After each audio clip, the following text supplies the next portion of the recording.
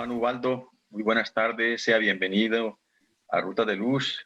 Esta es y será siempre su casa. Bienvenido. Nuestro querido hermano Ubaldo, que es nuestro conferencista invitado, es psicólogo, Ubaldo Rodríguez, es psicólogo magíster en educación y doctor en psicología, director del Centro Espírita Francisco de Asís, dirige la Fundación Oasis de Amor, es miembro de la Asociación Médico Espírita AME, es coordinador a nivel nacional del Departamento de Estudios de la Mediunidad de Confecol, es conferencista a nivel nacional e internacional. Querido Ubaldo, sea bienvenido. Un abrazo muy fuerte a nombre de todos los que estamos, es decir, deseosos de escucharle. Muchísimas gracias, hermano, por tus palabras. Gracias. Entonces vamos a su vez a quién le correspondería la oración hoy, de acuerdo al programa que tenían. Entonces, Gonzalito, tenga la bondad y nos hace antes la oración de inicio, por favor. Bueno, entonces muy buenas tardes, compañeras y compañeros de Rutas de Luz y en Ideal Espírita.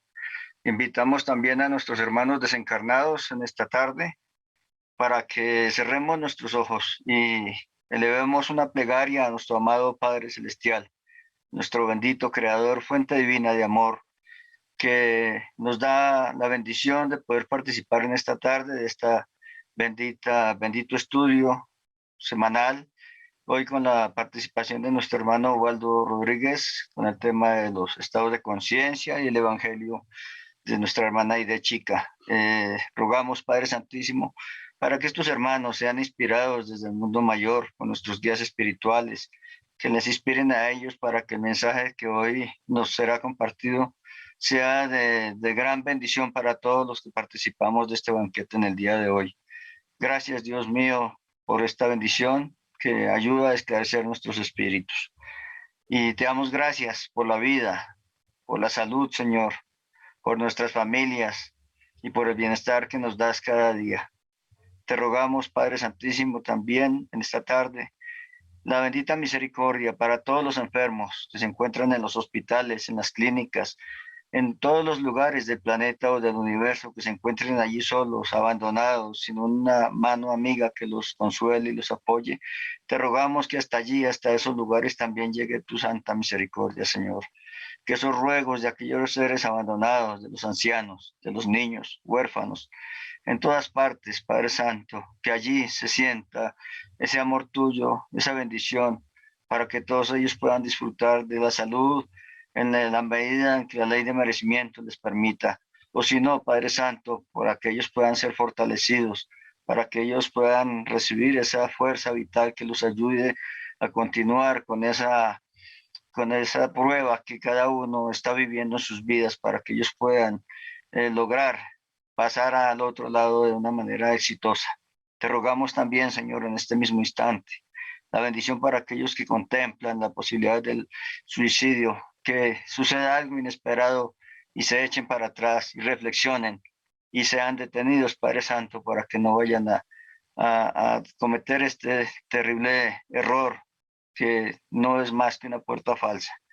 Te rogamos, Padre Santísimo, en este instante, la bendición para todos los presentes, que podamos comprender de una manera clara y muy amena esta enseñanza, que nos enriquecerá, que nos esclarecerá y que nos servirá también como herramienta para dar a conocer a aquellos que aún todavía no conocen de esta bella doctrina.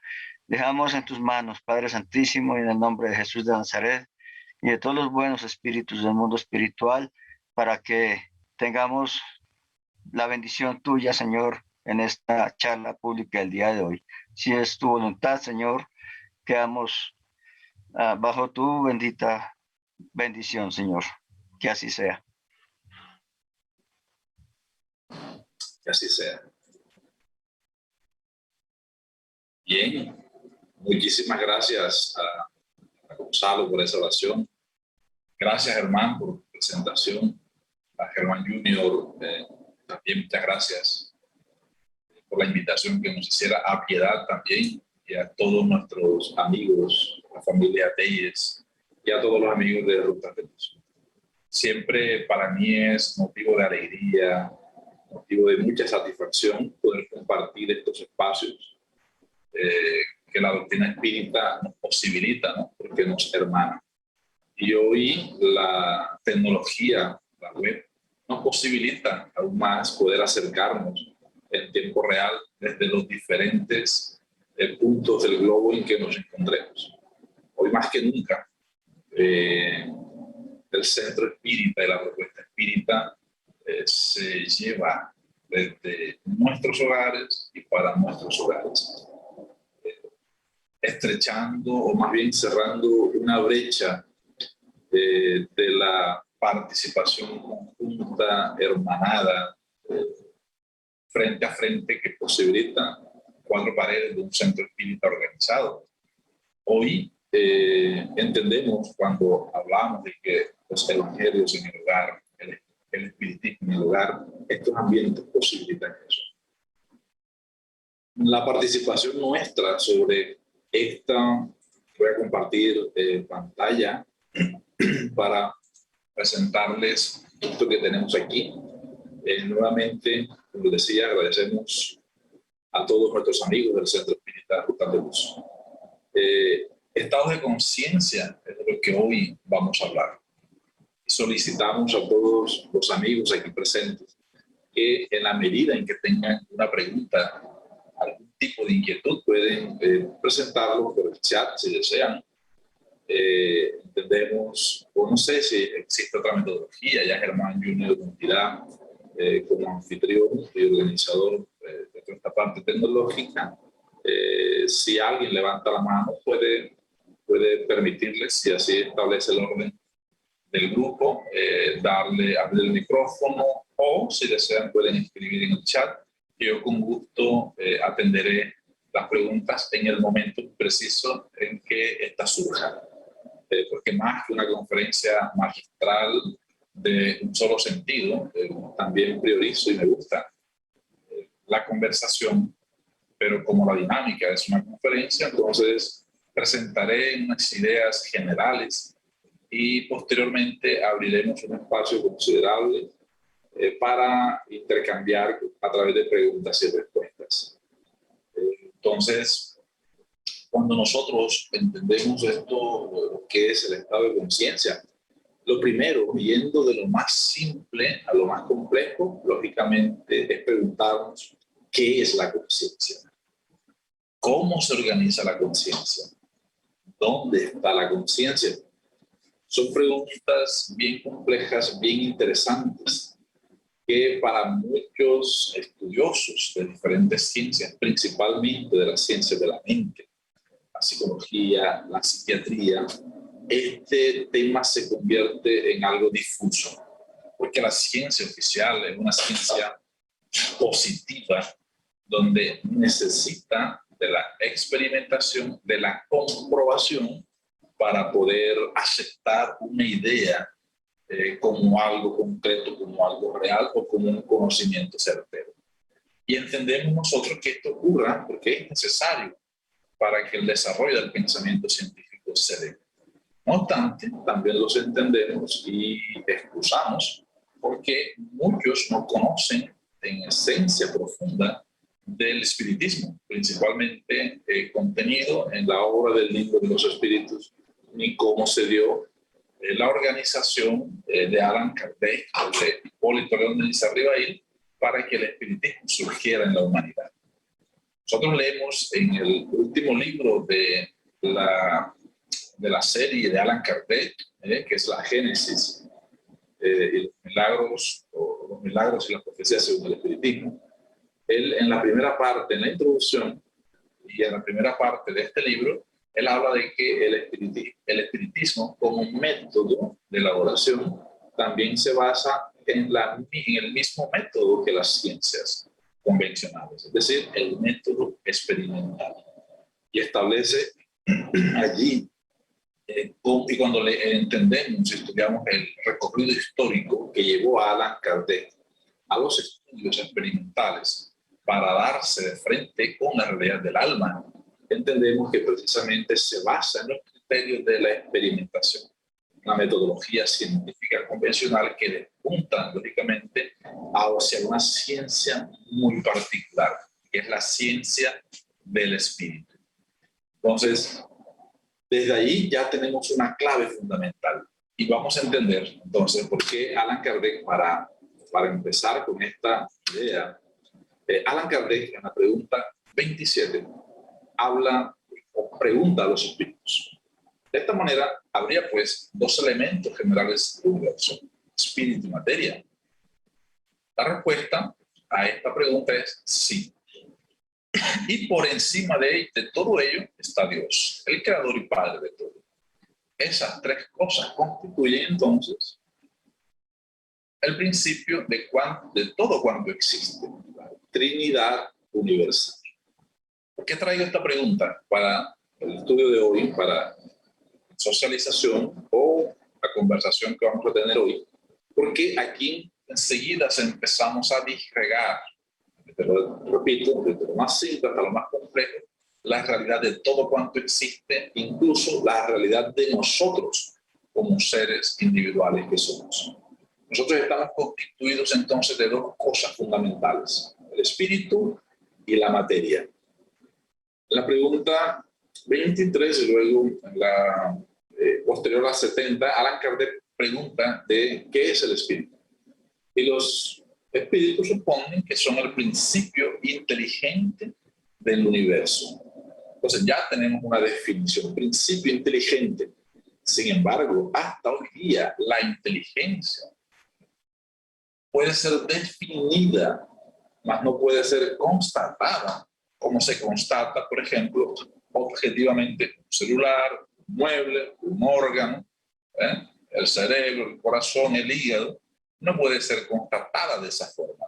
Porque lo que quiere decir que esa realidad está vibrando en una dimensión diferente a cómo vibra el resto de cosas que sí son de tipo material. Es así que entonces en la pregunta 135A del Libro de los Espíritus, Allan Kardec en la nota a esta pregunta dice que así pues el hombre está formado por tres partes esenciales. El cuerpo, ser material, análogo al de los animales, animado por el mismo principio vital. El alma, que es espíritu, cuya habitación es el cuerpo. Y una tercera cosa, que es el principio intermediario o perispíritu.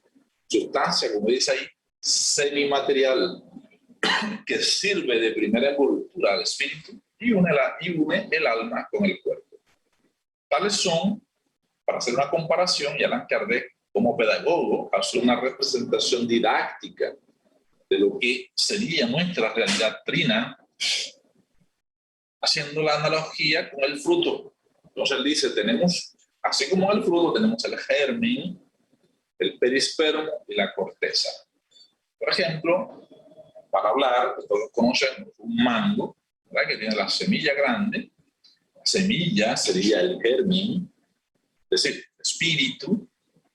La carne, la pulpa, sería el periespermo, y la cáscara es eso mismo, la corteza. Ahí está una representación de cómo sería nuestra conformación trina como seres individuales. Ahora bien, eso es una analogía, más no es de forma exacta. ¿Por qué? Los fisiólogos, precisamente materialistas, hablan de que cuando se estudia la fisiología humana, los anatomistas, cuando estudian cómo está constituido el cuerpo y cuando hacen operaciones, cuando abren el organismo, no encuentran dentro de nosotros al espíritu, porque no está circunscrito en una dimensión material, está vibrando en una frecuencia diferente a cómo vibra el cuerpo material. Esto es muy importante porque ya vamos desglosando nosotros de lo que somos en realidad como seres biológicos y como seres espirituales. Entonces tenemos dos cosas esenciales bien fundamentadas, espíritu y materia. Por encima de todo Dios, claro que sí. Pero entre el espíritu y la materia tenemos el perispíritu, que también es una forma material. cuando Allan Kardec define ese principio intermediario o periespíritu como sustancia semimaterial, estaba hablando en 1857, cuando la teoría de la relatividad de Albert Einstein no había sido desarrollada. En 1905 y posteriormente en 1915 o 18, Albert Einstein gana el Nobel por la teoría de la relatividad del espacio, del tiempo y de la masa. Y entonces ahí, en una ecuación que quizá nosotros conocemos, que es la ecuación E igual mc al cuadrado, que significa que la energía E sería igual a la masa de un cuerpo multiplicado por el cuadrado de la velocidad de la luz. ¿Verdad? M, que es la masa, por C, que es una constante, y esa constante es la velocidad de la luz al cuadrado. Esa fórmula nos dice que todo en la realidad universal, toda materia multiplicada por su energía, se convierte precisamente en la realidad totalizada. En síntesis, la materia es energía y la energía es materia. La materia es energía condensada y la energía es materia libre. Entonces, el periespíritu es una forma de energía, pero que siendo energía también es materia. Eso para entender por qué se expresa como cómo se define como una sustancia semimaterial, que no es materia pesada como el cuerpo, pero sí es una materia más sutil, también llamada energía. Entonces vamos integrando esas dos realidades, de lo que es el espíritu y de lo que es la materia.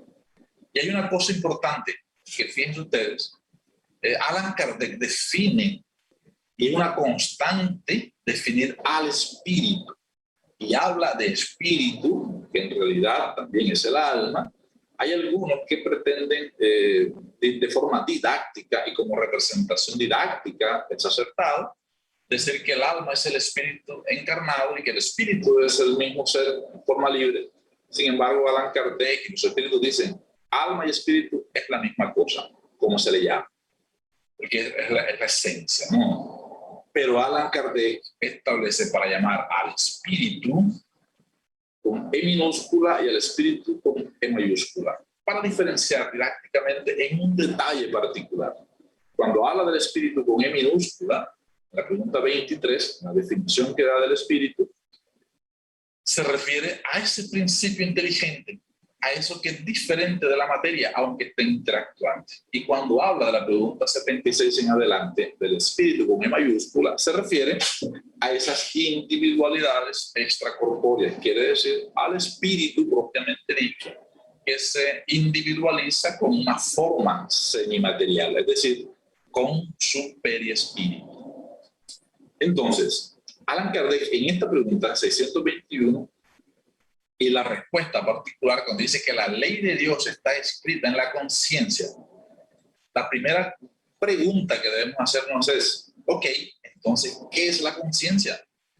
La conciencia será algo diferente del espíritu, será una estructura aparte,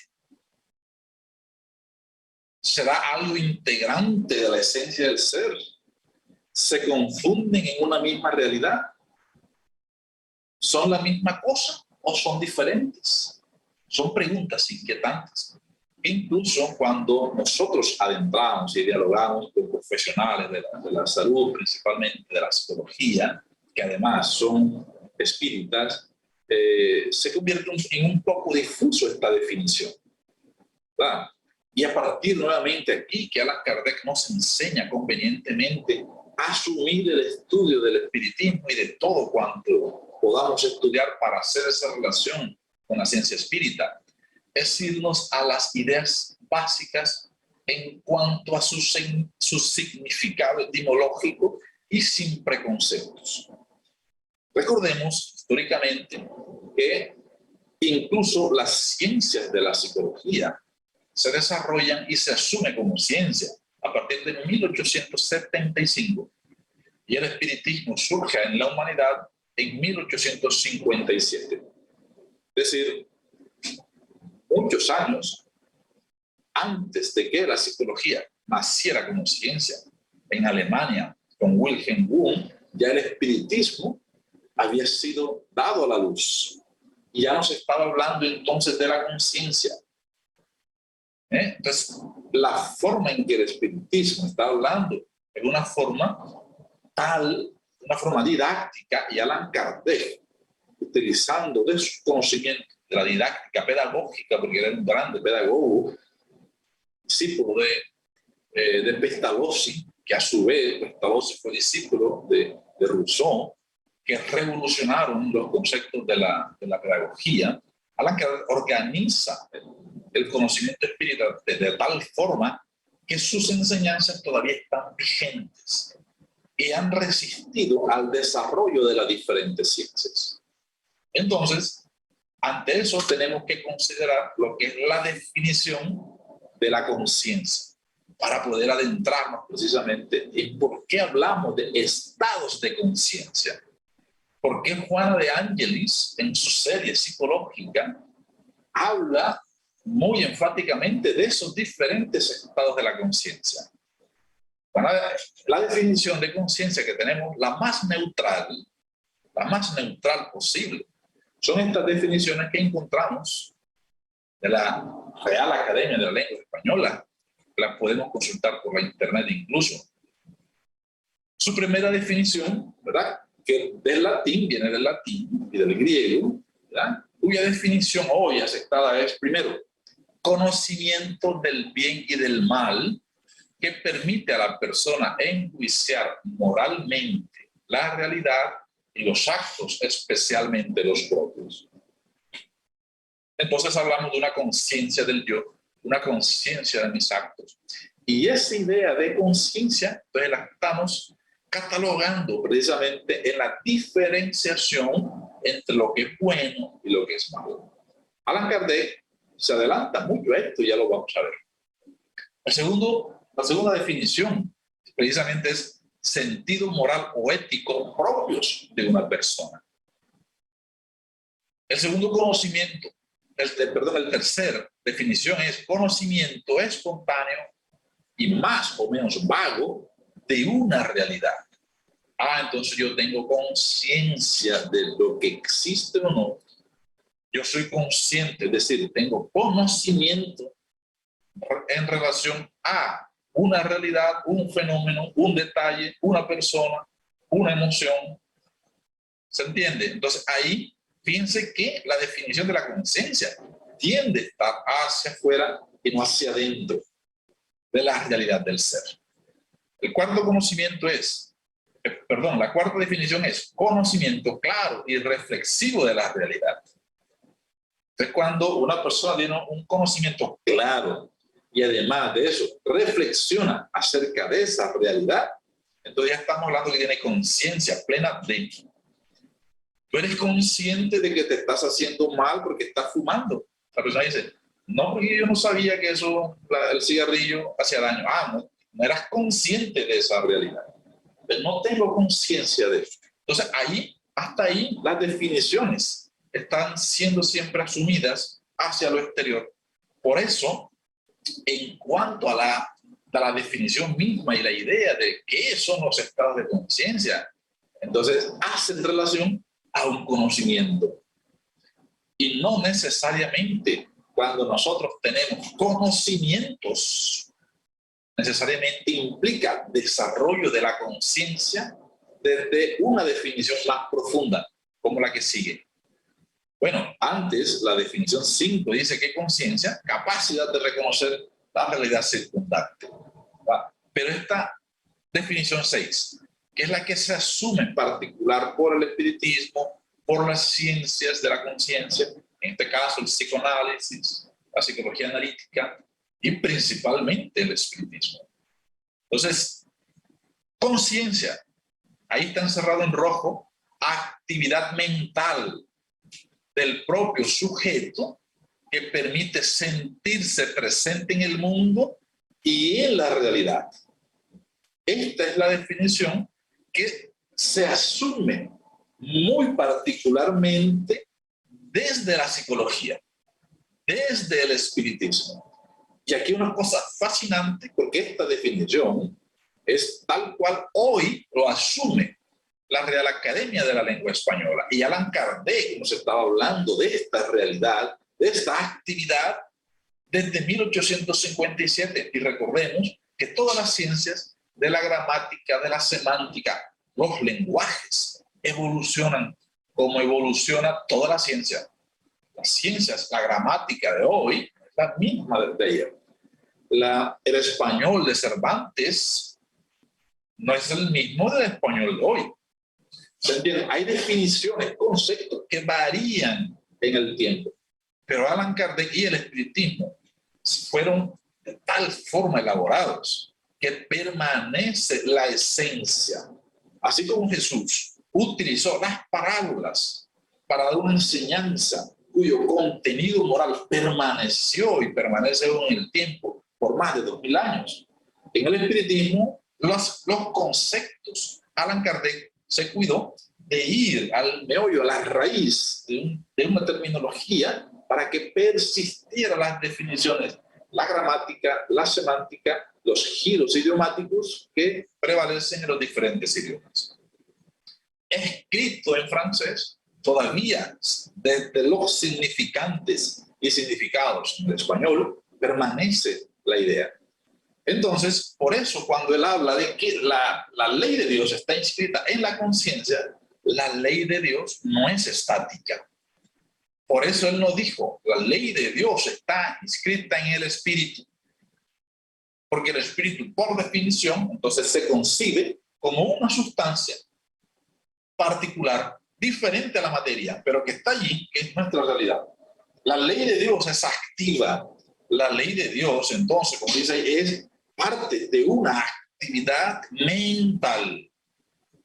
Entonces, conciencia, entiéndase, como una actividad mental propia de nuestra esencia, que nos va a permitir, ¿qué? Sentirnos presentes en el mundo y en la realidad. Es allí donde vamos a entender nosotros allí lo que significa entonces estados de conciencia. Estados sugiere evolución, estados sugiere permanencia evolutiva. Estados de, cuando hablamos del estar, ¿verdad? Hablamos de estados. Yo estoy aquí, hoy estoy en Santa Marta. ¿Cuál es mi estado actual? Mi estado actual es particular. Estoy frente a un computador, estoy en Santa Marta y estoy hablando en estados externos. ¿Cuál es tu estado emocional en este momento? Feliz, contento, porque estoy hablando de espiritismo. ¿Cuál será mi estado evolucional mañana?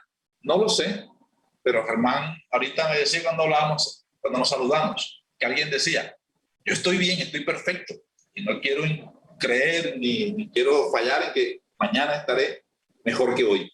Esa es la idea central de la evolución de nuestros estados de conciencia. Entonces, desde ese punto de vista, vamos a encontrar múltiples definiciones. Y a lo que quería llegar precisamente es para entender, porque se convierte difuso y a veces, cuando estudiamos la obra de Juana de Ángeles, nos confundimos con terminologías y tal, y sabemos, por orientación de la misma Juana de Ángeles, que ella tardó en el mundo espiritual antes de empezar a escribir sobre sus tratados de psicología transpersonal, cerca de 50 años estudiando todas las propuestas psicológicas existentes hasta el momento para saber cuál de ellas se acercaba más a las ideas del espiritismo que ella quería comunicar.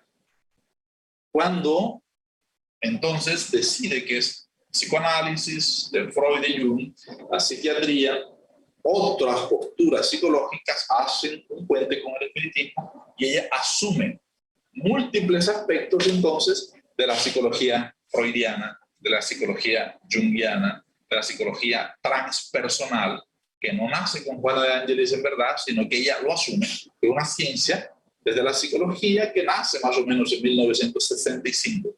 Hubo un grupo de psicólogos, entre ellos Carl Gustav Jung, Abraham Maslow, Ken Wilber posteriormente, y otros que desarrollan el concepto de lo transpersonal. Esto como paréntesis. Entonces, conciencia, actividad mental,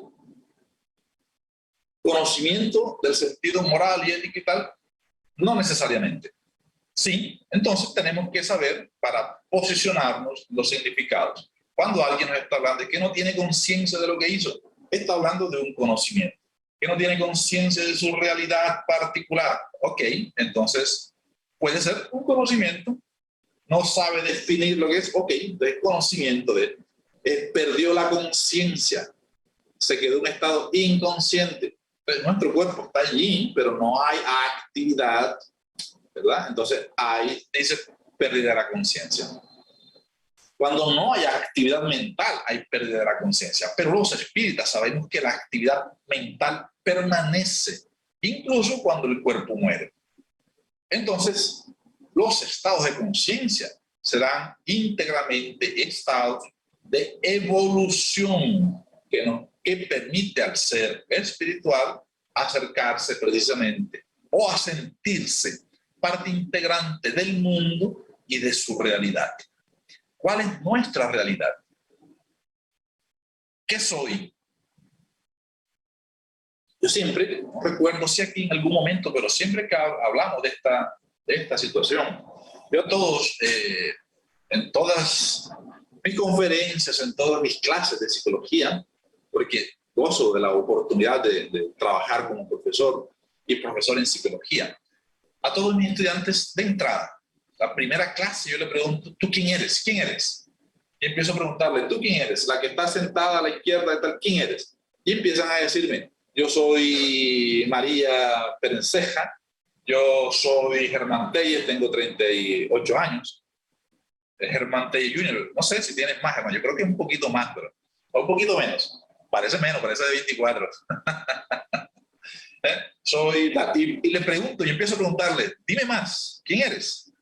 Pero la persona cuando dice primero, yo me llamo María Perenceja, dime más, tengo 32 años, dime más, soy de Bogotá, dime más, y empiezan a definirse ante cuestiones que son diferentes a la realidad del ser. Entonces después yo le digo, no, eso no es lo que son ustedes. Porque, por ejemplo, hoy yo soy, pienso y digo, soy Ubaldo. ¿Y qué tal si me hubiese llamado Federico? ¿Hubiese cambiado mi realidad?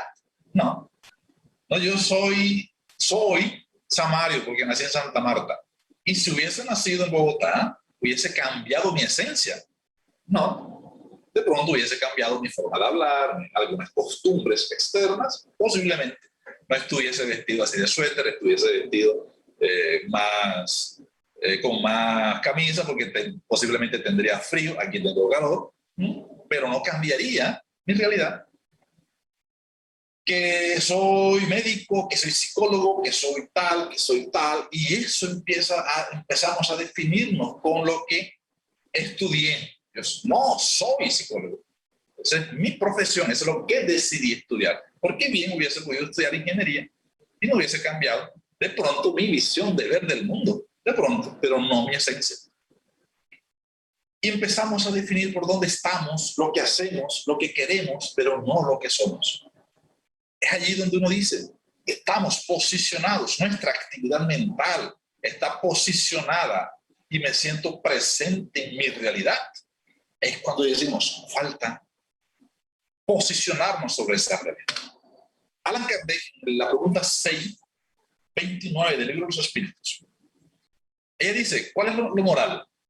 Dice, la moral es la regla de conducirse bien para expresar la distinción entre el bien y el mal. Ojo que acá, la conciencia nos dice, la primera definición, conocimiento del bien y del mal, que permite a la persona enjuiciar moralmente la realidad y los actos. Y nosotros somos seres morales. ¿Y dónde está inscrita la ley de Dios? En la conciencia. Y Allan Kardec dice, ¿cuál es la definición de moral? La moral entonces es la regla de conducirse bien. Va a expresar distinción entre el bien y el mal. Kardec es fascinante, porque hace una distinción muy precisa de lo que es la ley de Dios, de lo que es la conciencia como actividad de esa ley y lo que es la moral. Y la separa fundamentalmente, que trasciende a cualquier forma cultural de entender la ética y las costumbres. Entonces que en el Medio Oriente se conducen de determinada forma, mientras que los irlandeses se conducen éticamente de diferente forma, y los colombianos o los latinos nos comportamentamos moralmente de otra forma, y todo es aceptado porque es relativo. No. Es entendible que ellos tengan unas formas y se dan menos reprensibles por desconocimiento. Pero esta definición, todos tenemos la posibilidad de distinguir entre el bien y el mal, porque tenemos una conciencia, es decir, una actividad mental que está en función de la ley de Dios. Maravilloso. Y allí podemos entender entonces esos estados de conciencia. Desde el espiritismo, los estados de conciencia no son más que grados particulares del posicionamiento de nuestra realidad en el mundo y de lo que somos en relación a la ley de Dios, en función de la moral, que es la distinción entre lo bueno y lo malo. En esencia es eso. Pero ocurre que estamos afectados por otra realidad. Estamos afectados por múltiples aspectos culturales, sociales, educativos, que a veces nos impiden racionalizar inconvenientemente sobre aquello, y vienen estados de culpa, estados que no corresponden precisamente a ir de forma tácita mezclándonos en el objetivo profundo de esa moral y de esa conciencia.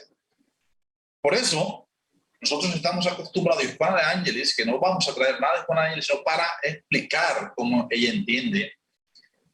Sigmund Freud, que nace en 1856, desencarna en 1939, habla de las tópicas, y estamos acostumbrados, hemos leído precisamente de esta realidad del fenómeno del iceberg, donde nos explican para el psicoanálisis, la psicología dinámica, cómo sería nuestra psiquis, nuestra conciencia. Entonces ya estamos hablando, ya salimos de la idea de conocimiento y vamos a hablar entonces de actividad mental, la definición de la conciencia. Nuestra actividad mental, ¿cómo es? ¿Qué es? El primer teórico, el primer estudioso que habla, Sigmund Freud, y él establece dos tópicas fundamentales. Cuando hablamos de la tópica o de la topografía mental, precisamente es cómo está organizada la actividad mental. Entonces, él dice, hoy los teóricos, entendiendo a Sigmund Freud, él establece primero la primera tópica, que es, la divide en tres: consciente, preconsciente e inconsciente. Y entonces nos dicen que a semejanza de un hielo sumergido en el agua, que podemos hacer esa experiencia con un cubo de hielo en un vaso. Tú colocas un cubo de hielo y él se va a sumergir en un 90% de su masa y queda solamente una pequeña parte. Esa pequeña parte vendría a ser la actividad consciente. Fíjense que aquí ya no necesariamente estamos ligándola a la conciencia. Y aquí la investigación y el conocimiento psicológico complica y complejiza la cosa. Porque ahorita hablamos de la conciencia como toda actividad mental en su conjunto. Aquí el consciente está siendo unido a una pequeña porción de la actividad psíquica o mental. Y es esa porción que corresponde al 10% de la hora, del hoy. El preconsciente está sumergido, no lo vemos. Y el inconsciente es gran parte de nuestra actividad psíquica. Y además dice, en una segunda tópica, Freud habla del yo, del ello y del superior. ¿Qué quiere decir eso? En cuanto a ese aparato psíquico de Freud, en su primera teoría psicoanalítica, está la segunda tópica. En la primera, nos habla entonces del consciente. El consciente es temporal en un tiempo particular. Él ahora se guía por el principio de la realidad, cuya lógica, la de la realidad constituida o elaborada a partir de las costumbres y de la crianza. Entonces, ahí es cuando, si yo nací en una cultura específica, mi realidad se constituye a partir del conocimiento, de la educación que recibí en la cultura y en la familia propia donde me desarrollé. Que el preconsciente, entonces, también tiene un tiempo, también se guía bajo el principio de la realidad y la lógica se constituye en la realidad. Entonces, para lo que a mí es realidad, aceptado socialmente, para otros no. Pero el inconsciente es atemporal. Se guía por el principio del placer y no tiene lógica de la realidad. ¿Cómo entender eso?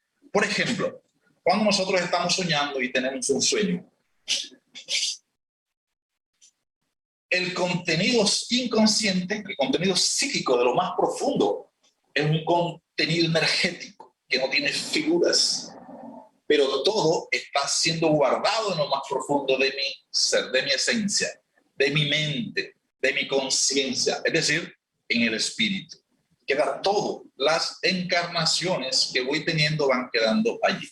Cuando yo reencarno, todo entra en el olvido del pasado, es decir, se va para la gaveta más profunda, para el inconsciente, pero está allí, ¿verdad? Empiezo a elaborar mi consciente a partir de mi realidad temporal, hoy, de mi realidad que estoy viviendo, pero el inconsciente queda allí. Entonces, cuando estoy durmiendo, me sumerjo en el inconsciente, saco contenidos, y yo empiezo a recordar cuando me levanto cosas locas, sin sentido, entre comillas. Digo, yo soñé con Germán Junior, pero resulta que Germán Junior era mujer. Y nos casamos. E íbamos en un carro, después aparecimos en el mar y después así, y una cosa extremadamente loca. Y no entendemos cómo es que eso fluye, porque en el inconsciente todo es atemporal. De pronto, mi experiencia, mi contenido inconsciente es que recordé, ¿verdad?, un episodio donde Germán era mujer y además era mi pareja y habíamos tenido algunas circunstancias particulares en el mar y tal, y eso entró y se empieza a revolver. No hay una lógica particular. Por eso, el psicoanálisis establece que la lectura del inconsciente es un medio terapéutico fundamental. La lectura de los sueños, la interpretación de los sueños y la asociación libre. Pero Allan Kardec establece la mejor forma de leer nuestro pasado, nuestras encarnaciones. Podemos buscarla en el libro de los espíritus, que ahí está. Y él habla, análisis de las tendencias. Entonces, cuando yo empiezo a analizar mis tendencias, estoy haciendo una lectura de mi inconsciente, porque es atemporal, porque no hay tiempo, porque mi pasado, mi presente y mi futuro se confluyen en el hoy. Y entonces yo puedo extraer una información precisa de mi pasado si yo analizo mi ahora. Si yo tengo tendencia a las drogas, al sexo, lo más seguro es que esa tendencia me liga a complicaciones del alcohol y del sexo en una existencia pasada. Ese análisis, por eso es que Allan Kardec, pregunta 919 del libro de los espíritus, convierte en el conocimiento de sí mismo como ruta fundamental de autoconocimiento. Y ese yo, esa segunda tópica, está el super yo, que es resultado de la incorporación en el yo de los mandatos paternos. Es decir, el super yo vendría a ser las normas que desde mi casa me han dado, desde mi escuela me dan. Representa restricciones morales y los impulsos hacia la perfección. Y aparece después de la elaboración del complejo de Edipo. No nos vamos a detener porque Esto no es una clase de psicología, pero para que entendamos por qué cuando hablamos de la conciencia, del psicologismo y tal. Aquí hay unas preguntas de Ananías que me parecen interesantes, que ahora las vamos a leer. No te preocupes, Ananías, ahorita las leemos. Y así, el yo, entonces vendría a ser, es el principio de la realidad. El yo es ahora, está en contacto con el mundo externo, tiene una función de mediar entre el ello y el superyo. Y el ello es la parte instintiva, me mueve por el principio del placer. Son procesos primarios y son inconscientes. Para dar un ejemplo quizá muy simple, para entender.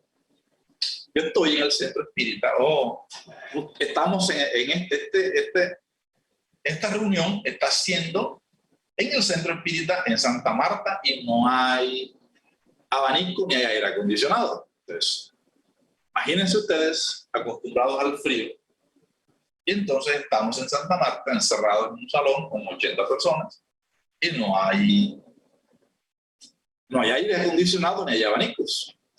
El principio del placer te indica el instinto, quítate la ropa, quítate la camisa. Porque en el momento en que existe angustia psicológica, hay una pulsión natural en la búsqueda del bienestar y por tanto del placer. Hay una situación.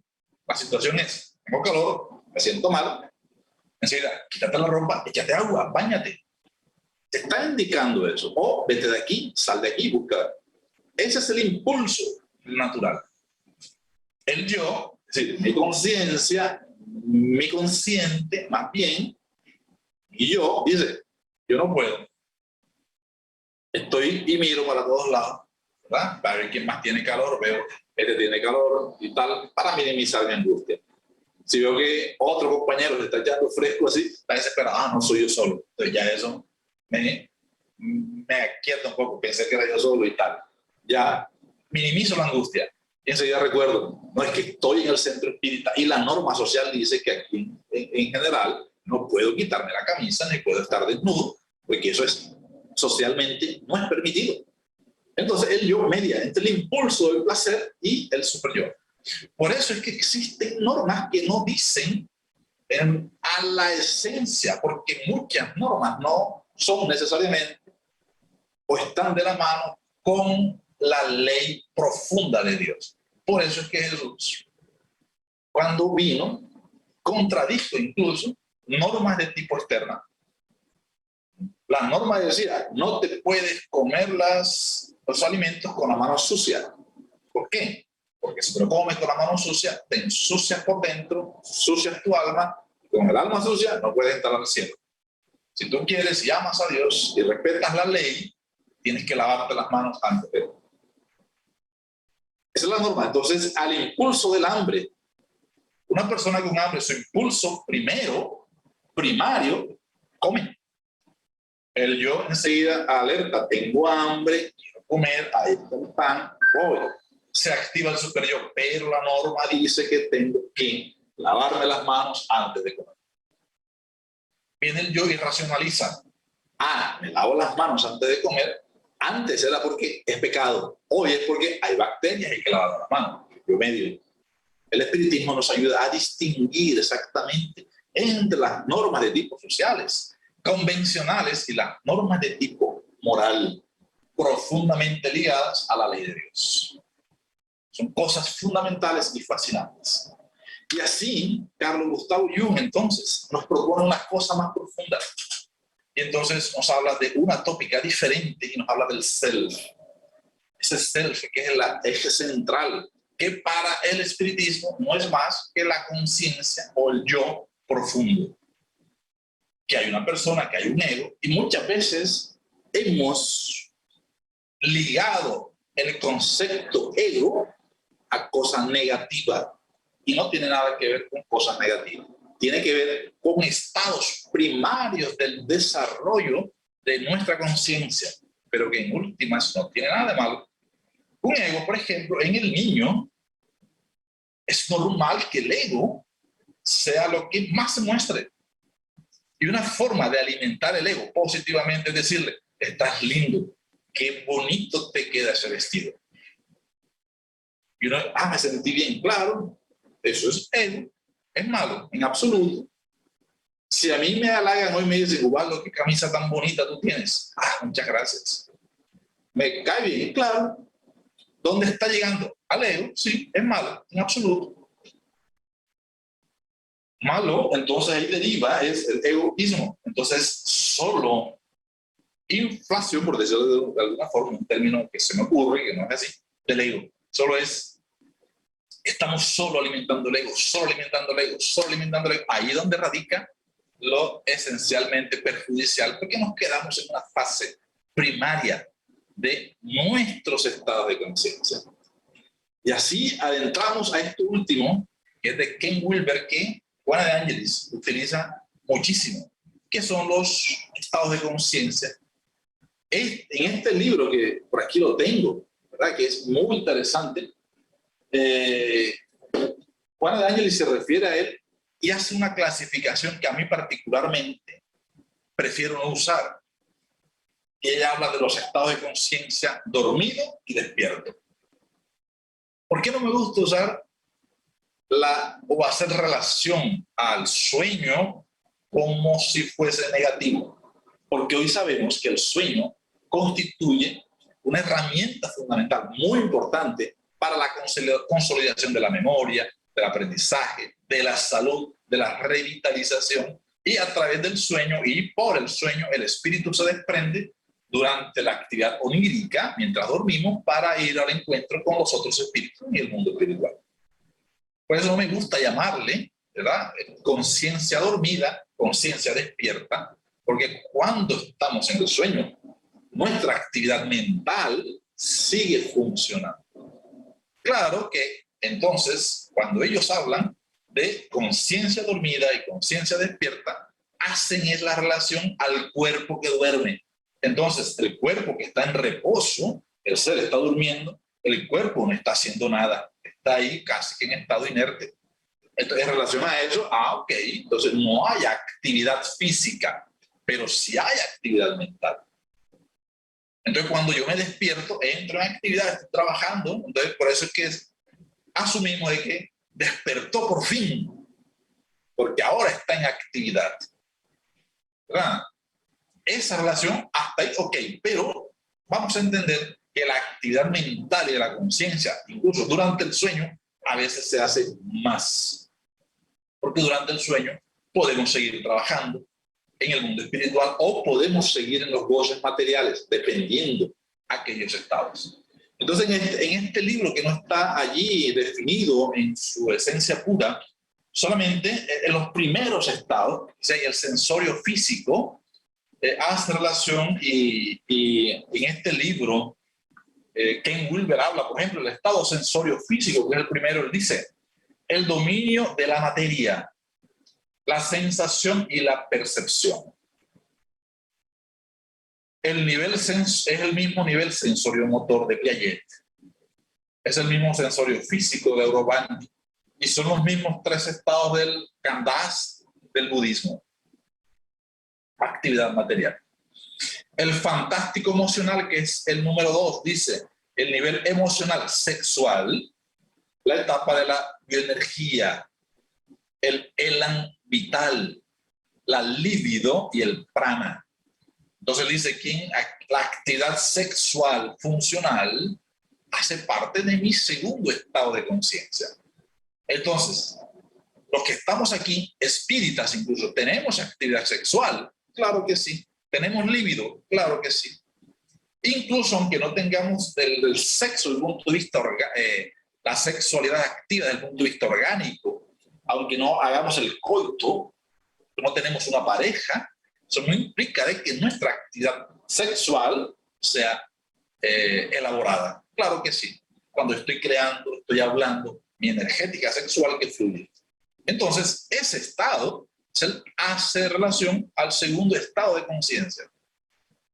El tercer estado de conciencia, que es la mente REM, que dice ahí, la REM es una abreviatura de representativa.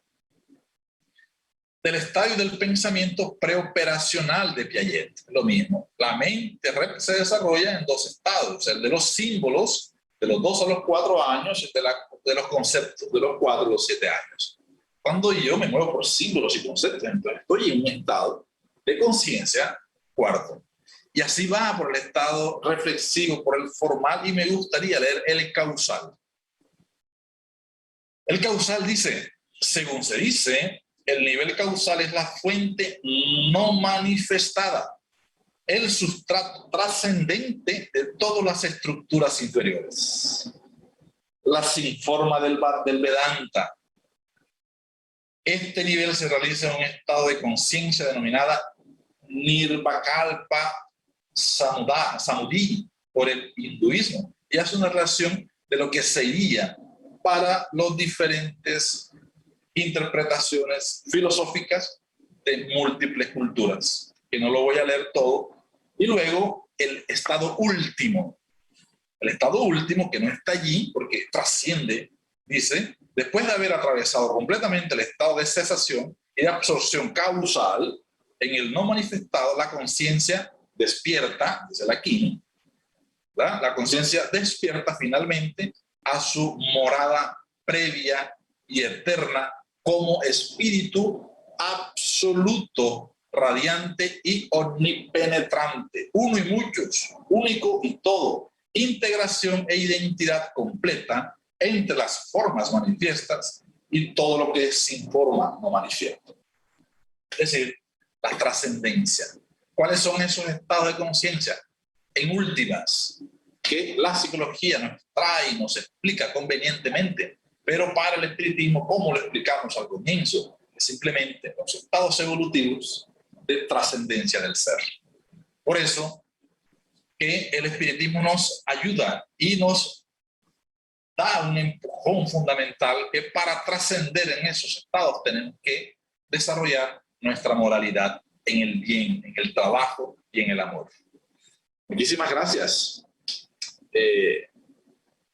Son las 5, no sé si nos da tiempo, o me gustaría leer lo que dice la niña. Dice, gracias por las orientaciones de hoy, tengo estas inquietudes. El uso de la S antes de la C, o el prescindir de ella, la S, en la palabra conciencia, ¿tiene alguna connotación en su significación? Ninguna. Ninguna. Lo importante, como decíamos ahora, es en la definición de lo mismo. Allan Kardec no la utiliza, hoy día la utiliza, y no tiene ninguna connotación particular. 2. En algún apunte, Kardec da relación a la palabra espíritu en contraposición a alma, siendo más significativa para definir al hombre de la palabra espíritu como principio inteligente del universo. Sí, claro que sí. Él habla del alma y da una connotación, pero a él pregunta, alma. Él preguntó, ¿qué es el alma? ¿Qué es el espíritu? El principio inteligente del universo. ¿Y qué es el alma?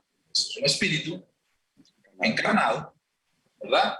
Entonces, alma, pero dice, pero alma y espíritu es lo mismo. Entonces, el concepto, la definición de alma para el espiritismo es lo mismo. Antes de la pregunta 76, él define al espíritu con E minúscula, porque está hablando del ser profundo, independiente de la materia. A partir de la pregunta 76 habla del espíritu con alma, del espíritu con E mayúscula. Esa diferenciación semántica, gramaticalmente hablando, entonces nos permite a nosotros entender a qué se está refiriendo Kardec. Y de otro lado, hay alguna particularidad entre las palabras espírita y espiritista, en donde espiritista nos daría impresión de ser más abarcante que espírita. En absoluto. Allan Kardec utiliza espírita y espiritista como la misma cosa.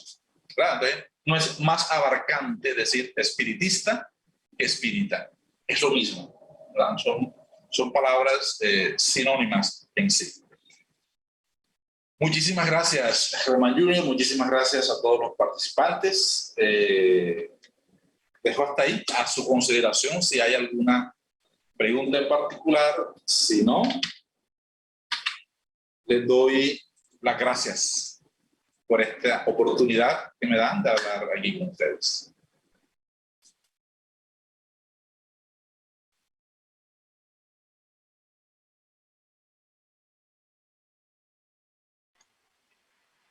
Germán puede leer lo que está en el chat para nuestro querido hermano. Ok. O de pronto Piedad. Perfecto. Yo lo puedo leer aquí, ya lo vi. Dice, por favor. Bueno, el ejercicio de traer cosas del pasado, ¿por qué se permite? El ejercicio de traer cosas del pasado. No sé a cuál ejercicio se refiere. Si se refiere a terapia de regresión, que significa traer elementos del pasado, es una terapia válida desde el punto de vista terapéutico. Y el experto, el terapeuta experto, entonces considerará si otros recursos terapéuticos no han sido suficientes, entonces puede utilizar la terapia regresiva. ¿Para qué? Para resolver traumas, resolver inconvenientes. Jesús dijo, no saldréis de allí hasta que pagues el último céntimo. Quiere decir esto, hasta estar satisfecha completamente la ley de Dios o la justicia de Dios. Quiere decir que cuando nosotros transgredimos la ley, cuando nos equivocamos, queda registrado en la conciencia. Y nuestra conciencia trasciende y está con nosotros porque es parte integrante nuestro, porque es nuestra actividad mental propia del espíritu. Esos contenidos quedan guardados como clichés, como bloques energéticos de la psiquis, que están gobernando nuestra actividad del hoy. Entonces, es conveniente drenar esa energía. ¿Y cómo drenamos esa energía? Ella fluye naturalmente por sí sola o fluye con ayuda terapéutica. Y el espiritismo nos ayuda y nos dice, es el trabajo en el bien que te ayuda además a drenar esa energía traumática que tú tienes delante. Es del ayer. Es el amor y es el perdón y es la caridad la que te hace también drenar de la mejor forma posible todo ese contenido pasado. Ese es el ejercicio mejor. Alba dice, muchas gracias, igual para ti, Alba. Gracias por lo que dicen. Anania dice también, puede ser posible que desde el estado físico en vigilia se pueda estar haciendo algún trabajo espiritual lejos del cuerpo. Solo es posible bajo una condición mediúnica particular que se llama bicorporiedad, que es muy raro que eso se tenga. La bicorporiedad que está ahí estudiada en el libro de los médiums, habla de que el espíritu puede estar semi-dormido, semi-inconsciente, o puede estar en estado de sonambulismo, con un trance mediúnico profundo. El espíritu mío se desprende, se materializa en otro lado, puede ir, puede viajar, no necesariamente materializarse, puede hacer actividades en el mundo espiritual o materializado en otro lugar y puede hacer trabajos específicos. Y hay ejemplos muchísimos. Es posible, pero no es frecuente. Y se necesita una condición muy particular, ¿verdad? Ok, Felipe da las gracias, Ananías también dice muchas gracias. Entonces creo que no hay más intervenciones por acá. Bueno, querido Waldo, muchísimas gracias a nombre de todos quienes estuvimos en esta sala virtual escuchando sus enseñanzas fundamentadas en la ciencia, como científico que lo es usted, querido hermano. Muchísimas gracias. Vamos entonces a continuar con nuestra actividad, con el Evangelio según el Espiritismo, el poder de la fe, y le corresponde a nuestra querida hermana Aide Chica. Por favor, Aide, es tan amable, nos ayuda. Ya, buenas tardes para todos. Bienvenida. Gracias. Voy a compartir pantalla. Permítame un segundito. Bueno, entonces vamos a empezar. Hoy me correspondió del capítulo 9 del Evangelio según el Espiritismo, la fe transporta montañas. El ítem primero, poder de la fe. Capítulo 19, perdón.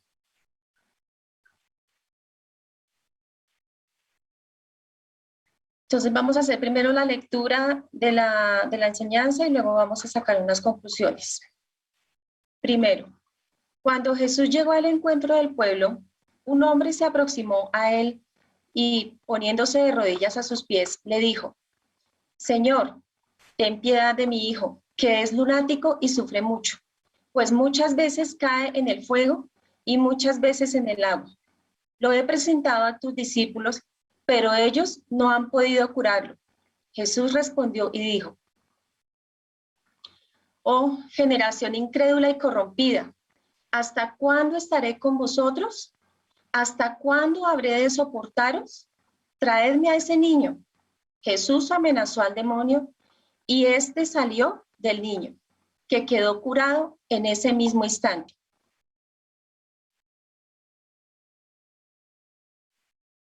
Entonces los discípulos fueron a ver a Jesús aparte y le dijeron: ¿por qué nosotros no pudimos expulsar este demonio? Jesús les respondió: por causa de vuestra incredulidad. Porque en verdad os digo que si tenéis la fe del tamaño de un grano de mostaza, diréis a esta montaña: trasládate de ahí para allá, y ella se trasladará, y nada os será imposible. Esto es tomado del libro de la Biblia de San Mateo, el capítulo 17, versículo 14 al 20.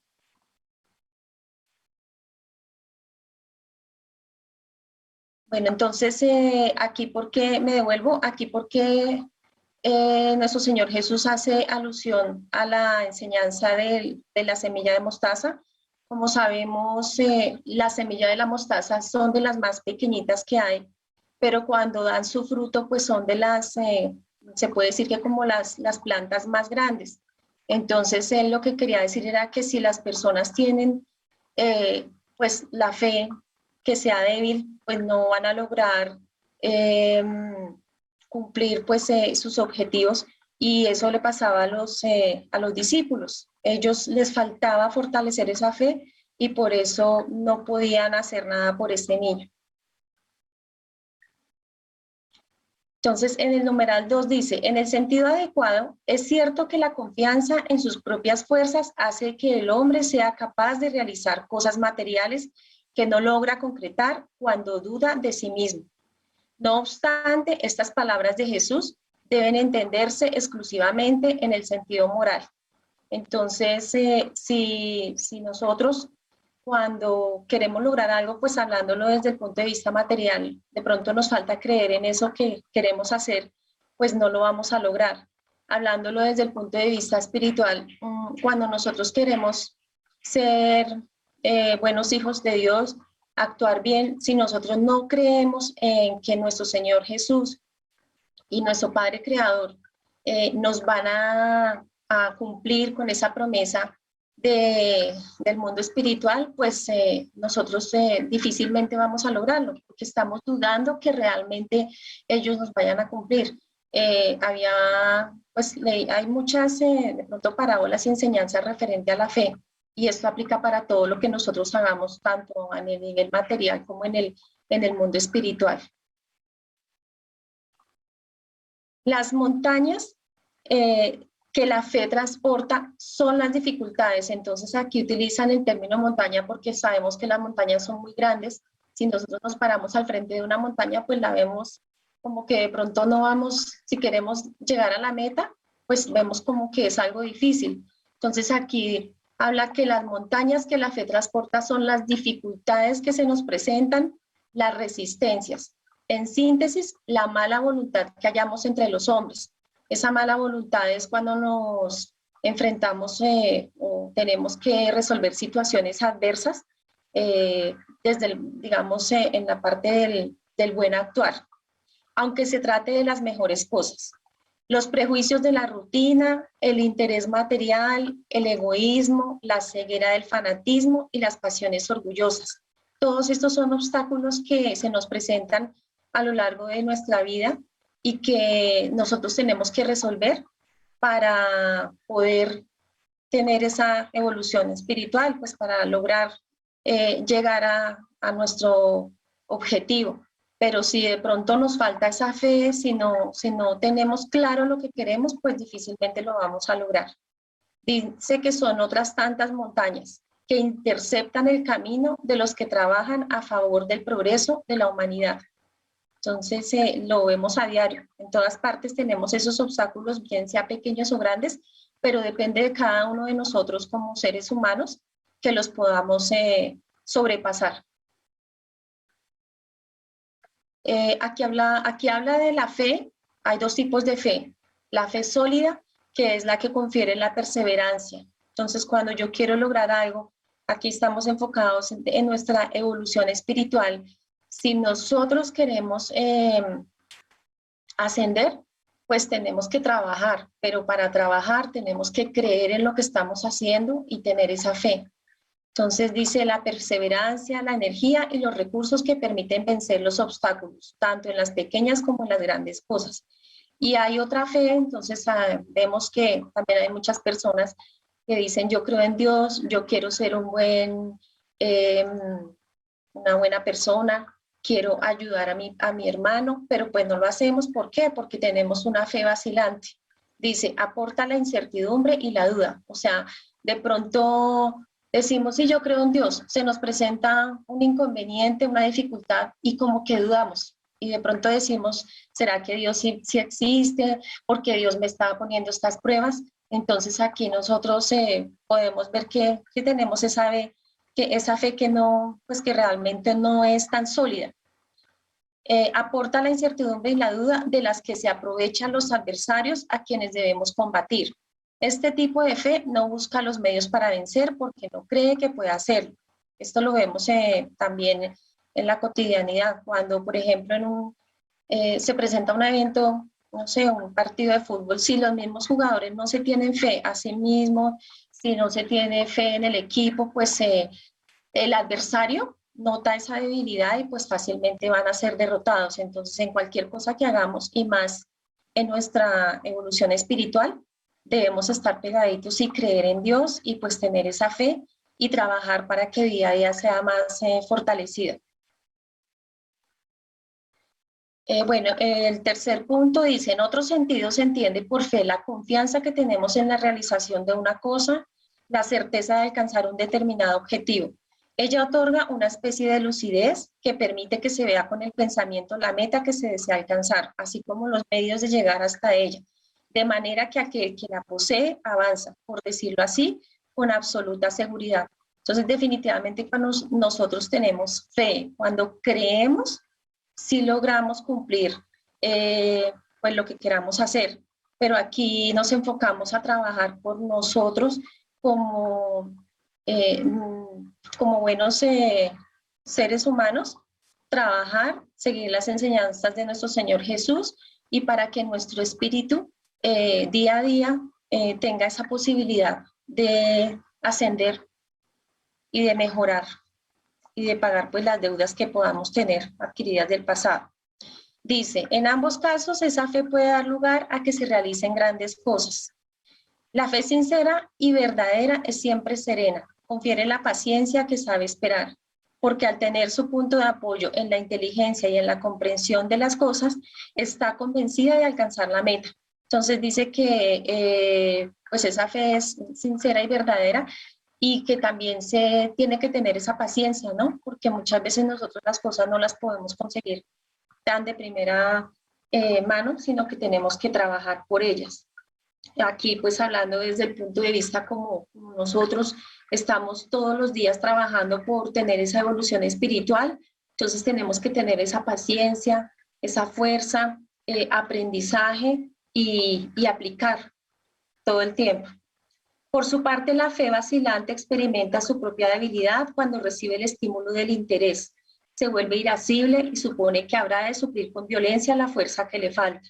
La calma en medio de la lucha es siempre una señal de fuerza y de confianza. La violencia, por el contrario, es una prueba de debilidad y de duda en relación con uno mismo. Entonces, cuando no hay esa fe fortalecida, pues permitimos que nos lleguen, o sea, que nos ataquen, digamos, otras malas actitudes y que nos impidan superar esa montaña que está al frente de nosotros. En el cuarto numeral dice, no debe confundirse la fe con la presunción. La verdadera fe es aliada de la humildad. El que la posee deposita más confianza en Dios que en sí mismo, porque sabe que como es un simple instrumento de la voluntad de Dios, nada puede sin él. Entonces definitivamente debemos creer en nuestro Señor Jesús, creer en nuestro Padre Creador, en Dios, y que todo lo que nosotros hagamos, siempre y cuando sigamos las enseñanzas que ellos nos han dado y creamos, lo vamos a lograr. No debemos dudar. Por ese motivo, los buenos espíritus vienen en su ayuda. La presunción es más orgullo que fe, y el orgullo siempre es castigado, tarde o temprano, mediante los desengaños y las derrotas que sufre. Entonces, sabemos que una de las falencias que podemos tener es ese orgullo que nos impide poder mejorar en nuestra parte espiritual. Entonces aquí lo dice, si nosotros somos orgullosos y de pronto decimos, sí, yo soy buen cristiano, yo oro bien, yo creo en Dios, pero lo hago más como por mostrarme que lo que realmente estoy sintiendo y que dentro de mí no lo estoy creyendo, pues igual voy a tener al final como una frustración y no lo voy a lograr. En el quinto numeral, el poder de la fe encuentra una aplicación directa y especial en la acción magnética. Por su intermedio, el hombre actúa sobre el fluido, que es el agente universal, modifica sus cualidades y le da un impulso que, por decirlo así, es irresistible. Entonces ya sabemos que cuando nosotros creemos en algo, prácticamente desde nuestro corazón, desde nuestro pensamiento, estamos activando todos nuestros fluidos para que logremos las cosas. Y pues estamos activando esa acción magnética para que podamos cumplirlas y superar esos obstáculos que se nos van presentando. Entonces, por esta razón, la persona dotada de un gran poder fluídico normal, en caso de que se sume a ese poder su fe ardiente, puede producir esos fenómenos circulares de cura y otros que antiguamente eran considerados como prodigios, pero que no son más que el efecto de una ley natural. Ese es el motivo por el cual Jesús dijo a sus apóstoles, si no lo habéis curado, se debe a que no teníais fe. Entonces, vemos también que en la historia de Tadeo, también él en algún momento se vio enfrentado a una persona que estaba siendo obsesionada y él no pudo hacer nada en su momento, y nuestro Señor Jesús le hablaba de eso, de que tenía que desde él mismo trabajar para poder no impactarse por estas situaciones en las que de pronto no podían actuar así como lo hacía nuestro Señor Jesús, porque veíamos que él, con solamente acercarse a una persona, con solo hablarle, él lograba sanarlos. Y los apóstoles aquí decían, ¿por qué usted sí lo puede? Porque si Jesús lo puede hacer, nosotros no. Y pues la conclusión es porque les faltaba todavía fortalecer esa fe, el creer. Y pues aquí encontré que si nosotros no tenemos confianza en Dios, si no creemos que la promesa que Él nos tiene se va a hacer realidad, pues ahí estamos ya fallando y pues tenemos que trabajarlo para lograr que esa fe sea fortalecida.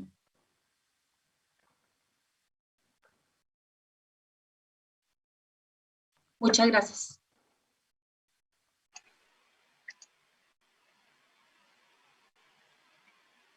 Muchísimas gracias, querida Aide, por sus enseñanzas que nos ha dado a través del Evangelio según el Espiritismo. Si va a pasar, Germán, por favor, el video de promocional para la próxima conferencia, por favor, hágalo para concluir entonces la reunión. Muchísimas gracias para todos. Entonces, por favor, su video.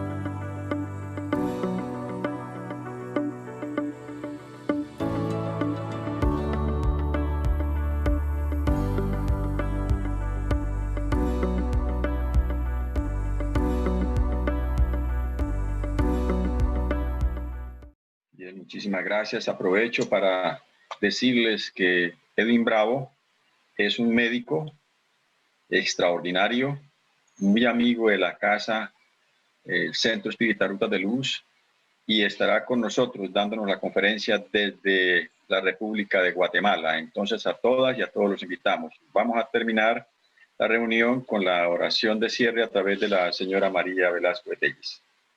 Bueno, para todos mis hermanos, muy buenas tardes, invitándolos a que en este momento nos unamos de pensamiento y le digamos a nuestro Padre Celestial que muchas gracias por esta gran bendición, esta gran enseñanza que hemos recibido en el día de hoy.